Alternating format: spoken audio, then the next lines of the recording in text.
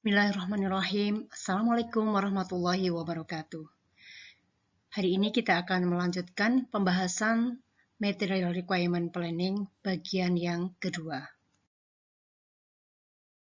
MRP 2 itu kita kenal sebagai Material Resource Planning, yaitu Material Requirement Planning ditambah dengan informasi sumber daya. Kita tahu bahwa masing-masing komponen itu membutuhkan sumber daya. Resource itu bisa berupa input maupun resource berupa output.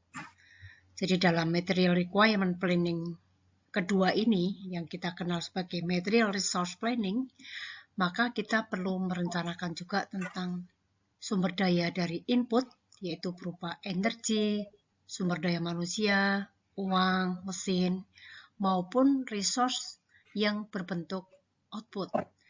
Misalnya di sini berupa kerusakan, emisi, pemborosan dalam pengepakan, serta operasi berkelanjutan. Kalau pada MRP 1, kita mengetahui bahwa persyaratan model persediaan terikat atau dependent itu kita membutuhkan informasi mengenai master production schedule atau jadwal produksi induk. Kemudian juga bill of material atau daftar kebutuhan bahan, lalu juga inventory atau persediaan, pesanan pembelian yang belum terpenuhi, serta lead time. Nah, perencanaan sumber daya atau Material Resource Planning atau MRP 2 ini kita lihat contoh yang kita ambilkan dari buku Heiser dan Render. Pada minggu ke-8 di sini sumber daya yang direncanakan misalnya berupa komputer yang tadi, kemudian juga jam tenaga kerja, jam mesin, dan seterusnya. Kemudian minggu ke-7 juga begitu, minggu ke-5 juga begitu, jadi masing-masing kita merencanakan sumber daya yang dibutuhkan. Untuk menjalankan program MRP 2 biasanya dibantu oleh sistem, yaitu Resource Manager for Excel, atau demonya bisa kita lihat di link berikut ini.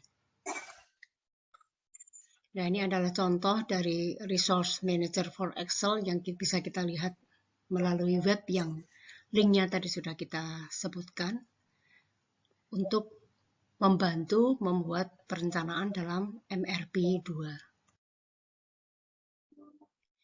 Dalam MRP 2 kita mengenal apa yang disebut sebagai closed loop MRP, yaitu sistem yang memberikan umpan balik rencana kapasitas, master production schedule, rencana produksi sehingga valid dari waktu ke waktu.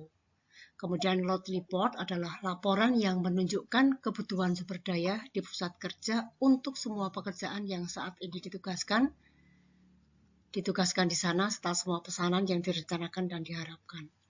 Jadi di dalam MRP 2 ini kita membutuhkan umpan balik, kita lakukan penyesuaian-penyesuaian, kita sesuaikan dengan rencana agregat. Ya. Kemudian kita lihat di sini dari informasi rencana agregat, lalu kita akan membuat prioritas manajemen, kemudian juga kita kaitkan dengan kapasitas manajemen. Nah, di sini tahapnya dari atas ke bawah, ya, kalau ini belum oke, maka kita kembali lagi ke atas, begitu seterusnya sampai selesai.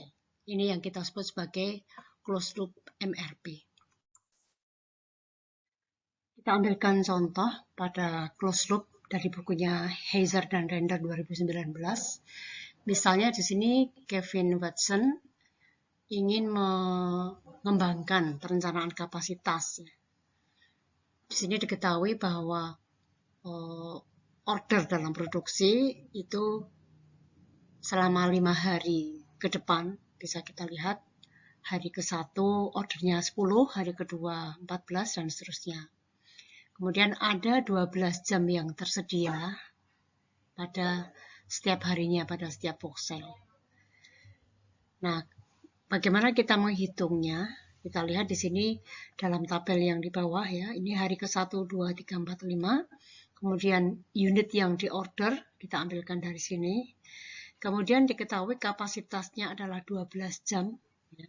Kapasitas yang tersedia itu 12 jam. Kemudian karena produksi itu membutuhkan 1 jam, maka kapasitas yang dibutuhkan juga per unitnya 1 jam.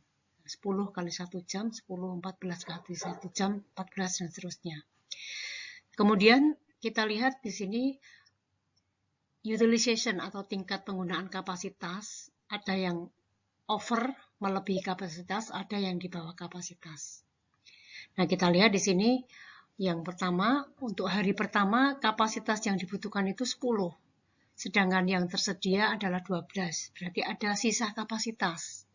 Nah, maka kapasitas yang digunakan adalah di bawah kapasitas atau under capacity, maka di sini kita tulis -2 atau 2 dalam tanda kurung. Kemudian hari kedua itu membutuhkan kapasitas 14, tapi yang tersedia cuma 12. Jadi ini melebihi kapasitas atau over capacity sejumlah 2. Hari ketiga juga begitu. Kita membutuhkan 13, cuma tersedia 12, sehingga melebihi kapasitas ya. Tingkat kegunaannya, yaitu melebihi 1, begitu seterusnya. Lalu membuat perencanaan produksi. Yang di sini kita lihat karena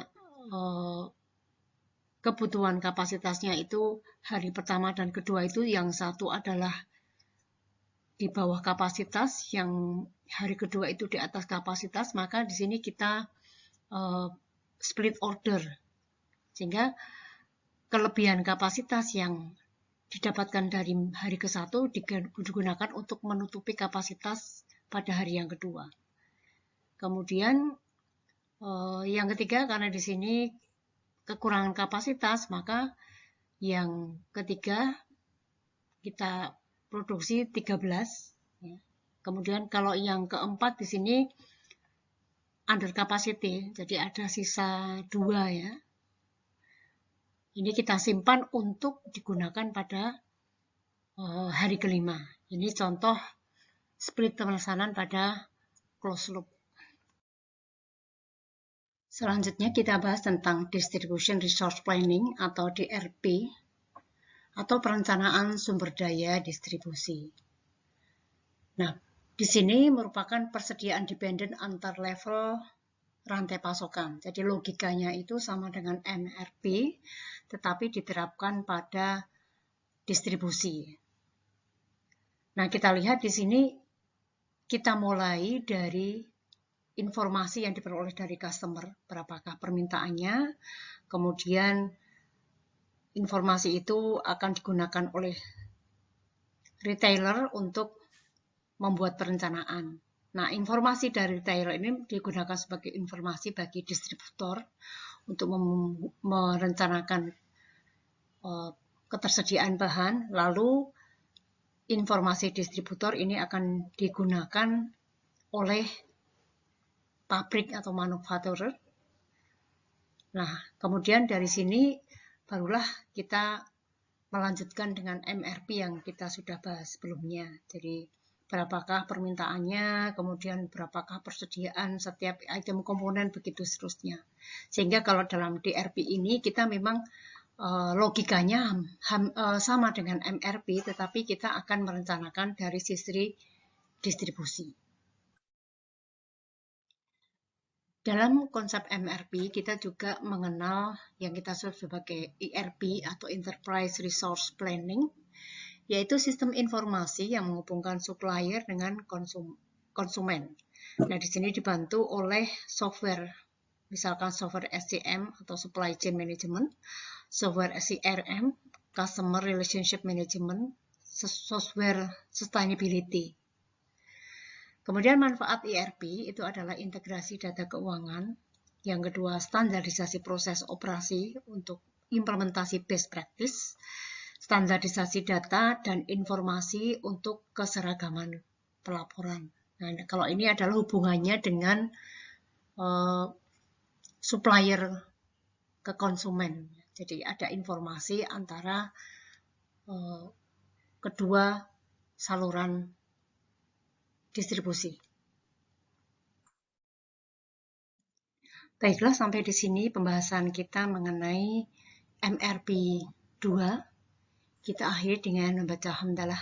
Alhamdulillahirrahmanirrahim. Assalamualaikum warahmatullahi wabarakatuh.